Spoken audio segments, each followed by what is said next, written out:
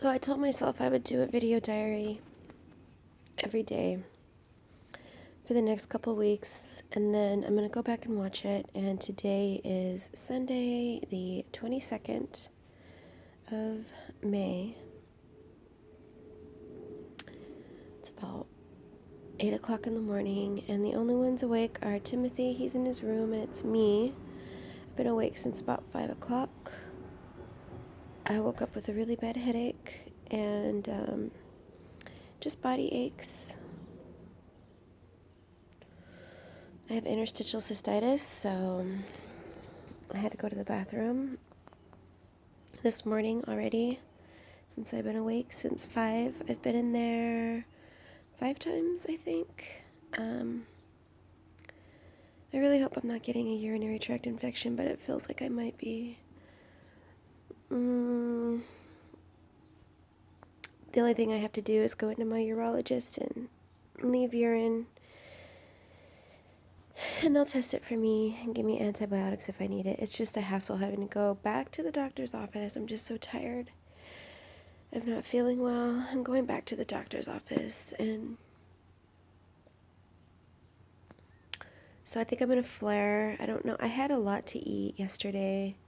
All last week, I sort of ate more than I usually do.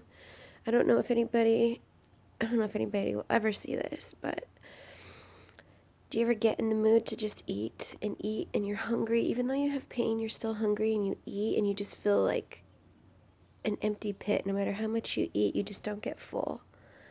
And even though I eat food that is safe for me,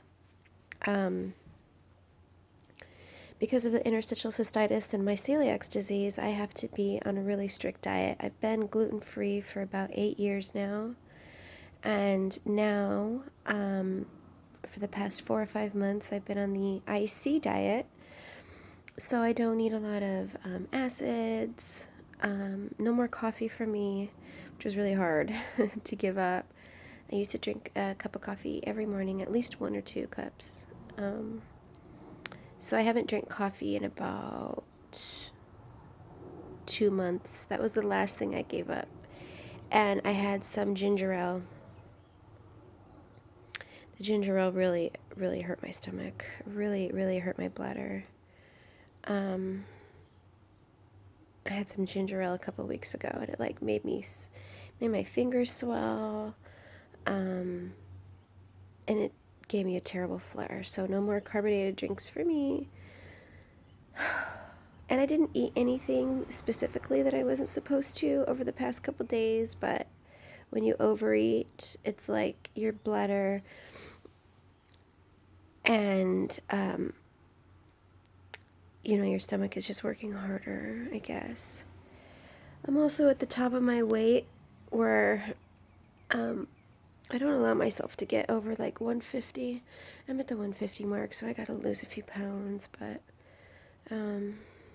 just because I want to be healthy, I really do want to be healthy. I want to be the best version of myself I can be, and I know that is really dependent on what I eat, so I try to be careful, so I gotta take better care of myself. This morning I had watermelon and cantaloupe, and then I took some pain medicine because I was just not feeling well. My legs hurt, my thighs hurt. I have so much pressure, and I constantly feel the need to urinate, and I feel like a pinching inside my vagina. I feel like the walls of my vagina have like bruises on them. It's hard to explain, but it's just really terribly uncomfortable. If you have IC and you're seeing this, you know what I'm talking about.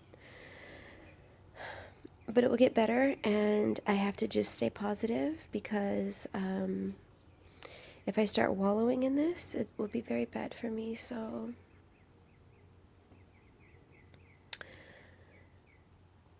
I'm going to go and sit in the garden, and I think I'm going to plant some squash. I live in LA, but I love to garden. I try to do things that are peaceful and therapeutic. during the day. I'm fortunate enough that I don't have to work. My husband works, and I'm a stay-at-home mom. I have 4 kids here in the house, 6 in total.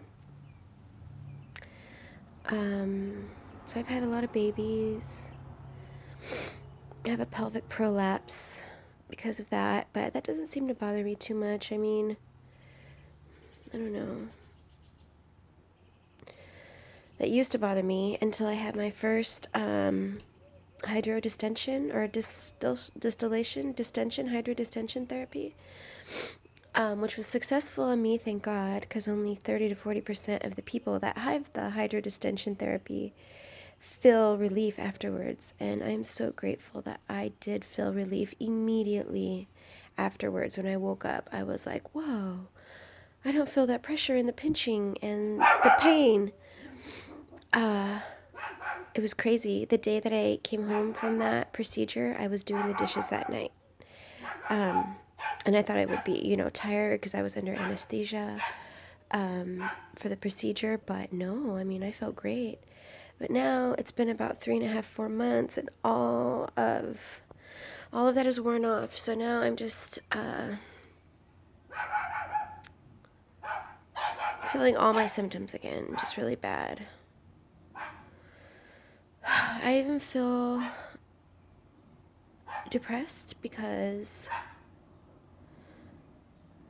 well, I don't want to get into that too much. I don't want to wallow and think about it too much right now, actually. I had to put myself in check because I need to get through this flare-up, and if I think about negative things, I will put myself in a negative place. So I'm just going to try and cheer up a little bit before my kids all wake up. So, power and love to all of you that have interstitial cystitis, celiacs disease. I know endometriosis is also very common with people that have IC. So, and I think maybe I do have endometriosis. I need to get checked. I need to have laparoscopy. Oh, it's just like, oh, who wants to go to the doctors and get another procedure?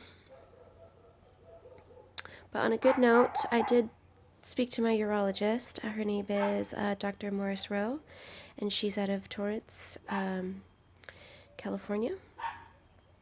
Great doctor. And I spoke with her the other day, let her know I was in a flare-up, called the office. She called me back and, told me not to worry, that, we could do another hydrodistension. She just doesn't want to do too frequently.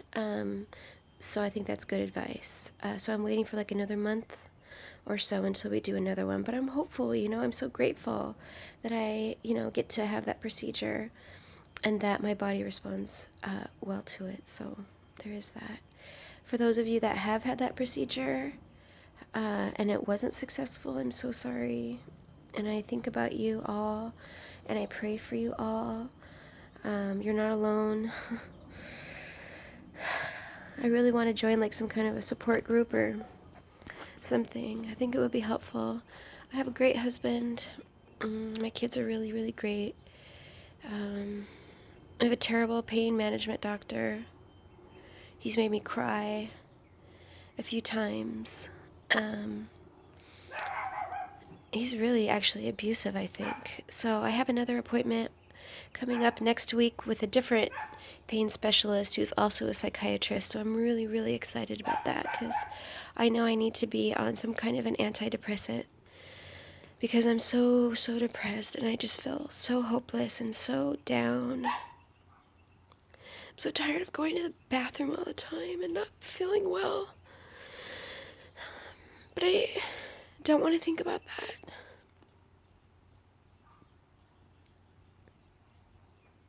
I just have to, try to be strong today. It's going to be a struggle, but for Mother's Day, my husband and kids got me, a whole bunch of seeds and vegetables, because, like I said, I love gardening, so I'm going to do that. And I don't mean to cry like a baby, but that's okay. I'm just going to be my honest self. And I'm really glad that I took the time to talk about how I was feeling. I'm feeling better. It helps me put things into perspective also, because sometimes I think if we don't talk about the way we're feeling, we are not as self-aware of what's really going on with ourselves. Does that make sense? Anyways, thanks for listening. And keep fighting, because, you know, we're worth the fight. You're worth the fight. I'm worth the fight. My children are worth me fighting to feel better, and so is my husband.